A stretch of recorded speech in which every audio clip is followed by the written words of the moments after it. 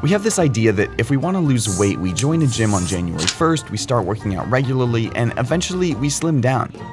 Well, here's some bad news. I read more than 60 studies on this, and it turns out exercise is actually pretty useless when it comes to weight loss. Dr. Kevin Hall at the National Institutes of Health has done some of the most important studies on exercise and weight loss. We need to rebrand exercise. Exercise isn't a weight loss tool per se. It's excellent for health. It's probably the best single thing that you can do other than stopping smoking to improve your health. But don't look at it as a weight loss tool. Exercise will definitely help you live a longer, happier life. It's just not the best way to lose weight. And the reason it has to do with how our bodies use energy. You may not realize it, but physical activity is actually a tiny component of your daily energy burn. There are three main ways our bodies burn calories. These include your resting metabolism, so that's how much energy your body burns just for its basic functioning, just to keep you alive, basically. The other part of energy expenditure is the thermic effect of food, and that's just how much energy is required to break food down in your body. The third part of energy expenditure is physical activity. For most people, physical activity, that's any movement you do, only accounts for about 10 to 30% of energy use. So the vast majority of energy or calories you burn every day comes from your basal or resting metabolism, over which you have very little control. While 100% of your calories in are up to you, only about 30% of your calories out are in your control. One study found that if a 200-pound man ran for an hour, 4 days a week for a month, he'd lose about 5 pounds at most, assuming everything else stays the same. And everything else doesn't stay the same.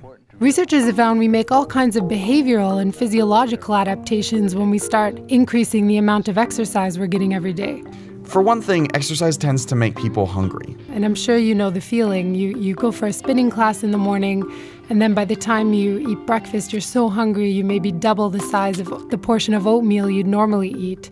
There's also evidence to suggest that some people simply slow down after a workout. So if you went running in the morning, you might be less inclined to take the stairs at work. These are called compensatory behaviors. They're basically the various ways we unknowingly undermine our workouts.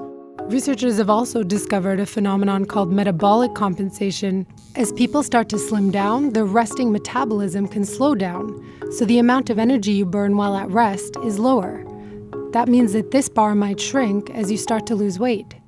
There's still a lot of research to be done, but one study from 2012 is particularly interesting. They went out into the middle of the savannah in Tanzania to measure the energy burn among a group of hunter-gatherers called the Hadza. These are super active, lean hunter-gatherers. They're not spending their days behind a computer at a desk. And what they found was shocking. What we found is there was no difference at all. So even though the Hadza have a much more physically active lifestyle, they weren't burning any more calories every day than adults in the US and Europe. Somehow, the energy they used for physical activity was being offset or conserved elsewhere. So how do they stay slim? They don't overeat. We can undo the calories that we burn off in exercise pretty quickly.